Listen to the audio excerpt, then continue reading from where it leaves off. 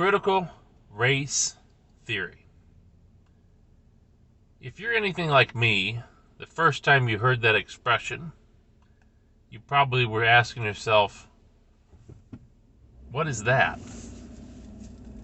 And if you're like a lot of people, you went and formed your opinions based upon what the television told you to think, or what you saw on a meme on Facebook, or having perhaps more left-leaning sensibilities, you sort of filled in the details of what critical race theory is based upon what you heard conservatives saying about it, and then you inverted what they said and said, okay, if a conservative is saying it's this, it's really that, and I'm going to kind of putty in the details with my own liberal viewpoint of the world. Sort of like when they spliced frog DNA into the dinosaur DNA in Jurassic Park. Long story short, most people talking about critical race theory probably don't know what the hell they're talking about. And I will confess that I'm not going to expound on the details of critical race theory because I don't understand it. If you're anything like me, when you heard about critical race theory, you might have printed something off the internet and decided to read it.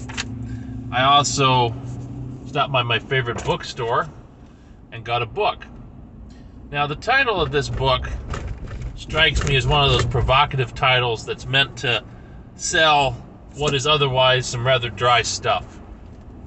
And legal theory, which critical race theory is, legal theory is pretty dry material for most people.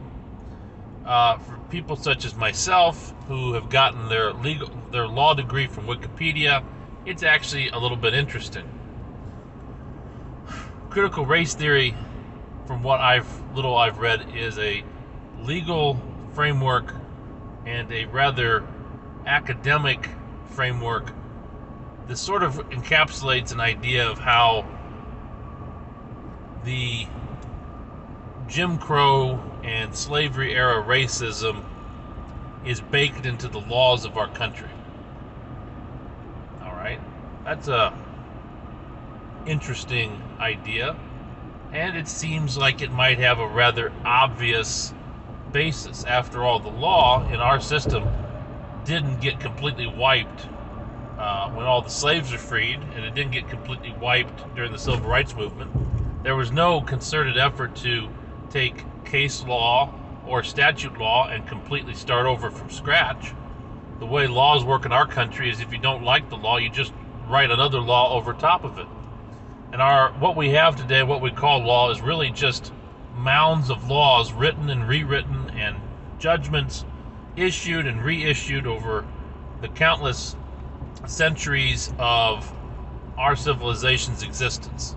There is no comprehensive rewriting of the law to fit with the zeitgeist of any era. So, if you think of it, the law is simply a pile of garbage that continues to accumulate.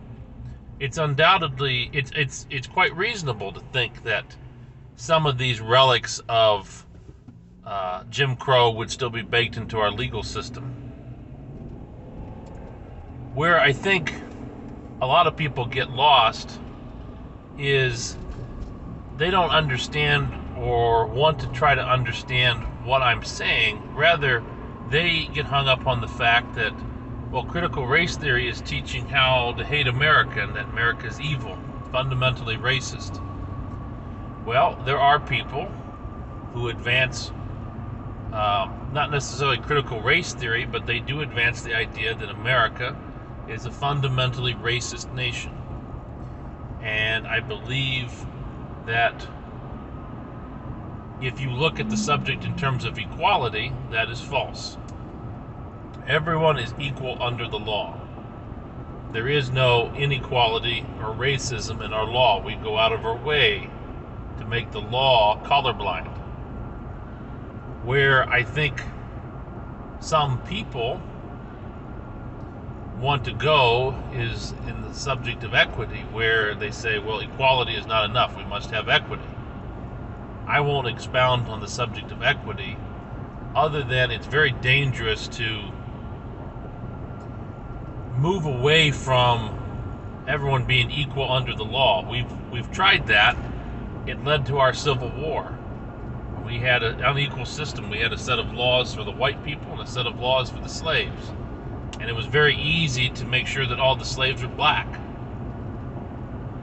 It's easy to have slaves that are a different color than everyone else. And then you invent ideas, racist theories about why black people should be slaves and other nonsense that's used to justify your rather outmoded economic system. And it takes a colossal war and social upheaval to get rid of this albatross called slavery. Well, if you move to a system where people are no longer equal under the law, you are repeating the things that have happened in our past where people were unequal under the law. I guarantee you that I have given more thought to critical race theory than most of the people showing up to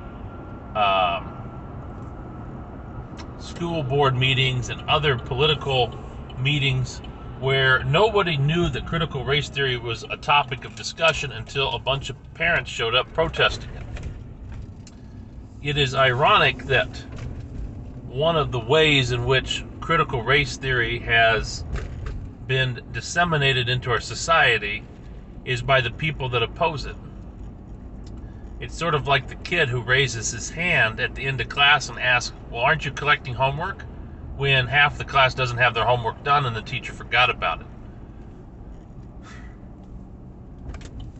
And I do have to point out that when I talk about critical race theory, I'm sort of perpetuating the conflation of a legal theory versus the teaching of racism and racial issues in our nation. So you have a theory, you have a set of ideas, better way to put it, and these set of ideas are not well understood by the people who are protesting them. They just don't like the idea of somebody saying, well, America is fundamentally racist. I have a problem with that. In terms of equality, our nation is not fundamentally racist. The law has made everyone equal. Going deeper than that in terms of the subject of equity is something I'm not prepared to discuss. After all, I am driving around in my rather nice pickup, pontificating about the universe. I might have benefited from the allocation of equity more so than other people. But what strikes me as ironic is that the people promulgating critical race theory are people that don't like critical race theory. It's sort of like, I keep using analogies. It's a person who hates smoking and passes out cigarettes. It's like, I don't know, maybe it's like people that are liberal constantly talking about Donald Trump. After all, the subject of critical race theory really didn't emerge as anything that anyone gave a shit about until Donald Trump started talking about it towards the end of the 2020 campaign. He issued an executive order banning the teaching of certain things that put America in a bad light. In essence, he banned critical race theory from being taught in the federal system. It was banned from any kind of on-the-job training. And then at that point, it was injected into the psyche, the discussion of a lot of right-wing people that were Trump supporters. They were saying like, well, yeah, we protest. We don't like critical race theory. It's an awful thing. We got to vote for Trump because he's going to stand up against it. This is bad. Way to go, Donald. El Presidente. Way to go. Way to stand up for something we didn't know anything about, but obviously we need to be protected from. Okay. It seems to me that a lot of liberals act the same way towards Donald Trump. They're still talking about him. They're still keeping him in the news. He was down at the World Series the other day, did the tomahawk chop with the Atlanta Braves fans. And that gets discussed in the media. Donald Trump would have been forgotten in 2016 had the media just ignored him. There was 20 Republicans to pick from.